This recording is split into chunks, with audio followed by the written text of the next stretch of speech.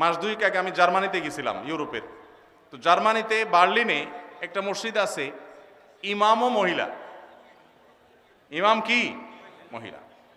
ভাইরা আমার, মেয়েদের জন্য মসজিদে না এসে বাসায় 5 ওয়াক্ত নামাজ পড়া উত্তম, এ ব্যাপারে কোনো দ্বিমত আমাদের মধ্যে নেই। ওয়া বুয়ুতুহুন্না খায়রুল লাহুন্না। তবে হাদিসের আগের অংশ আছে।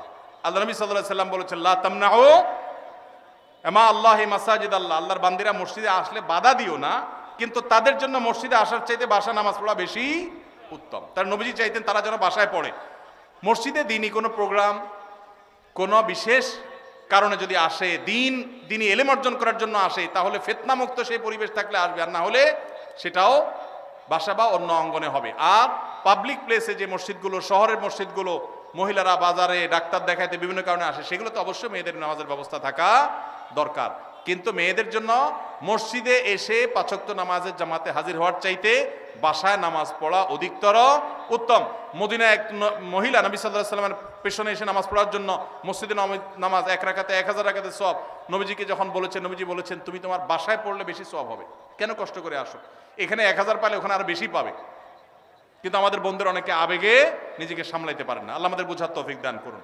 তাহলে মেয়েদের বাসায় নামাজ পড়া উত্তম, কিন্তু শহরে পাবলিক প্লেসে মেয়েদের নামাজের জায়গা না থাকার কারণে বহু পর্দানসীন, বহু নামাজি মেয়েরা ওয়াক্ত চলে যায়, নামাজ পড়তে পারে না।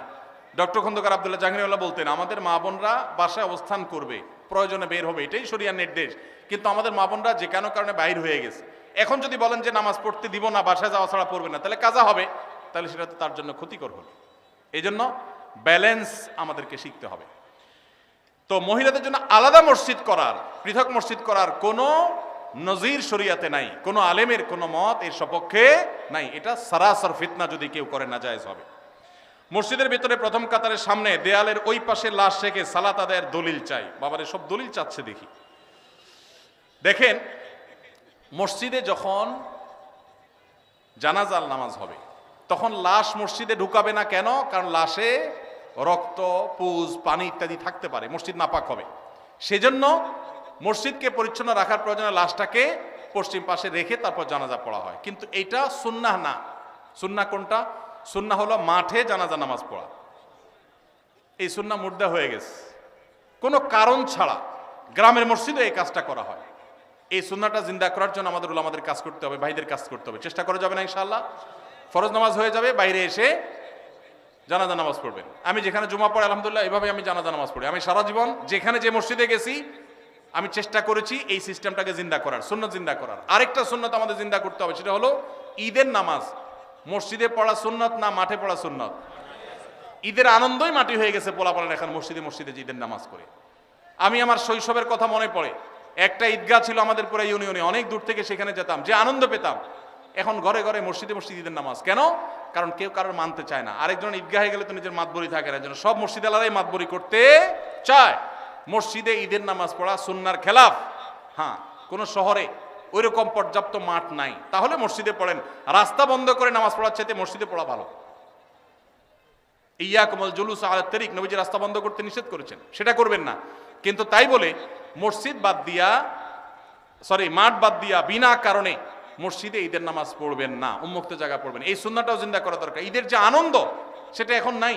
পোলাপান বসে বসে মোবাইল টিপে আর মসজিদে 5 ওয়াক্ত পড়ে, ঈদও পড়ে, আলাদা কোনো আনন্দ পায় না। ঈদগাহে যাওয়ার যে আনন্দ ওইটা কখনো মসজিদে আদায় হয় না। এই সুন্নাহটা আমাদের উলামারা চাইলে জিন্দা করতে পারেন।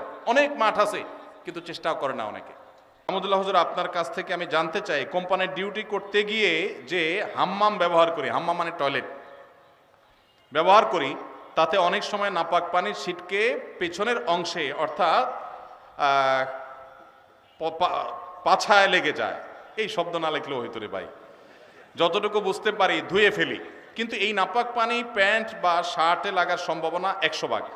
আমার এই পরিস্থিতিতে প্যান্ট ছাড়া নামাজ পড়ার কোনো উপায় নাই।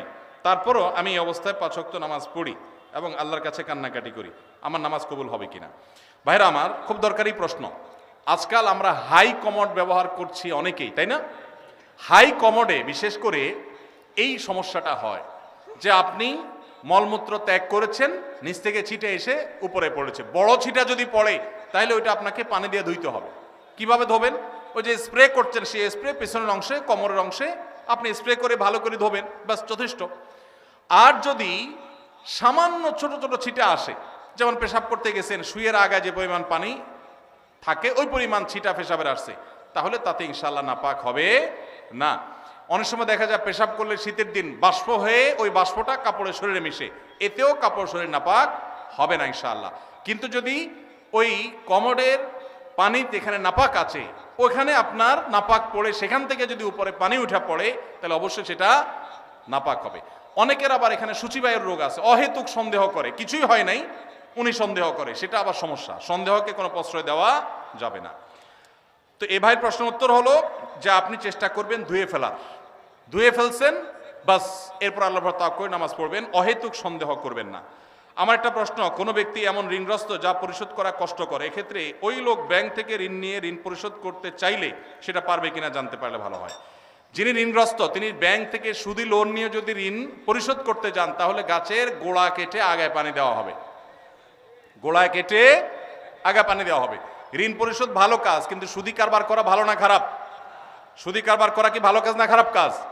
শুধু খারাপ কাজ, জঘন্য হারাম। এখন কত হলো আপনি কি করবেন? আপনি চেষ্টা করবেন আপনার জমি জমা বিক্রি করে কারোর কাছে ধার দেনা করে পরিশোধ করার। অনেকে আমার কাছে চিরকুট দেয়, ভাই আমল শিখে দেন যে আমল করলে ঋণ পরিশোধ হয়ে যাবে। ছাত্ররা চিরকুট দেয়, কালকে বরিশালে প্রোগ্রাম ছিল, চিরকুট লিখে দিছে কি এমন আমল শিখিয়ে দেন যে পরীক্ষার খাতা উল্টোপাল্টা লিখলে ওটা ঠিক হয়ে যাবে। কত আজগুবি আজগুবি প্রশ্ন মানুষ দিতে পারে। আমি এই প্রশ্ন দেখে বললাম, এই প্রশ্ন বলতেছে এটা একটা ফাঁকিবাজ ছাত্র। ভালো ছাত্র হলে সে পড়ালেখার চেষ্টা করবে, কলম পড়া, ওই ধানাই ফানাই করা, অমুক পিসাবের কাছে যাওয়া পরীক্ষার আগে, এগুলো সব ফাঁকিবাজ ছাত্রদের কাম। ভালো ছাত্র পড়ালেখা করবে, ফাঁকি ঝুঁকি দিবে না, আর আল্লাহর কাছে দোয়া করবে, মুরব্বীদের কাছে দোয়া চাইবে, বাস এনাফ। আপনি ধানাই ফানাই করলে এটা আলামত খারাপ। বিধায় একইভাবে ঋণ পরিশোধের জন্য অনেকে বলে ভাই আমল শিখাই দেন ঋণ পরিশোধ যেন হয়ে যায়। তা আমি অনেকের এরকম হাতের কাছে পেলে জিজ্ঞেস করি ঋণ কত টাকার, বলে 5 লাখ টাকা। জমি জমা ঘর বাড়ি, আলহামদুলিল্লাহ গর্বিটা আছে। জমি জমা জমি জমা আছে, কিছু চাষের জমি আছে, ওগুলো বিক্রি করলে কত হবে? ওগুলো তো অনেক টাকার জিনিস, তো সেগুলো বিক্রি করে ঋণ দেন না কেন? কেন জমি বিক্রি করে ঋণ দেবো নাকি? মানে আপনি দোয়া শিখাই দেন, ওইটা আমল করলে উপর থেকে আল্লাহ বস্তা ফালাই দিবে, ঋণ দিয়ে দিব, আর আমার জমি আমারটা থাকবে। এই 2 নাম্বারই করলে কোনো কাজ হবে? সাধ্য অনুযায়ী আমার গর্বিটা বিক্রি হলো, আমি ঋণ পরিশোধ করব, তাই বলে সুদি লোন নেওয়া জায়েজ হবে না। এটা অনেক ভাইরা ভুল করেন। অনেক চাকরির ক্ষেত্রে দেখা যায়, যেমন ডিফেন্সের চাকরিতে নবী সাল্লাল্লাহু আলাইহি ওয়াসাল্লামের সুন্নাত দায়ী রাখার জন্য সিনিয়রের অনুমতি নিতে হয়, এবং চাকরির বয়স কম তাই অনুমতি দেয় না। এ বিষয়ে যৌক্তিকতা কি? দেখুন, ভারতে ডিফেন্সে আমরা দেখি শিখরা তাদের পাগড়ি পরে তারপরে সেখানে তারা ডিউটি করতে পারে। আমেরিকার মতো দেশে ধর্ম পালন করেও ডিফেন্সে চাকরি করতে পারে। আমাদের দেশে এই রকম অবস্থা তৈরি হয়েছে যে দীর্ঘদিন থেকে নিয়ে দায় রাখতে দেওয়া হতো না, মেয়েদের হিজাব করতে দেওয়া হতো না। একবার বিমানে একজন বিমানবালা আমার কাছে একটা অনুরোধ করলেন যে ভাই মেহেরবানি করে আমরা যারা হিজাব করে ডিউটি পালন করতে চাই, যদিও বিমানবালার ডিউটি হিজাব করে পালন করেও শরীয়ত মতো পর্দা করা কঠিন, বাকি জেনারেলি অন্যান্য ক্ষেত্রেও মেয়েদের যেন পর্দার সাথে করতে পারেন তারা অনুরোধ করেছেন। আলহামদুলিল্লাহ, আনন্দের বিষয় যে আমাদের বাংলাদেশ আর্মিতে এখন এই 2টা বিষয়ে আল্লাহর ফজলে অনুমতি পাওয়া গেছে। বিশেষ করে দায়ের বিষয়টাতে অনুমতি যে নিতে হয় এটা ডিসিপ্লিনের জন্য। আমার মনে হয় এখানে একটা ড্রেস কোড থাকা উচিত একটা প্রতিষ্ঠানের। সেই হিসাবে ড্রেস কোড থাকবে, নর্মাল প্রসিডিউর থাকবে, কিন্তু অকারণে বয়স কম এই সমস্ত অজুহাতে যদি বাধা দেওয়া হয় তাহলে সেই সিস্টেমটা চেঞ্জ হওয়া উচিত। কারণ সাংবিধানিক অধিকার, যে কেউ তার ধর্ম পালন করতে পারে, সেই সুযোগ থাকা উচিত। আমি আশা করি যে সংশ্লিষ্ট মহল তারা এটা বিবেচনা করবেন বা দেখবেন।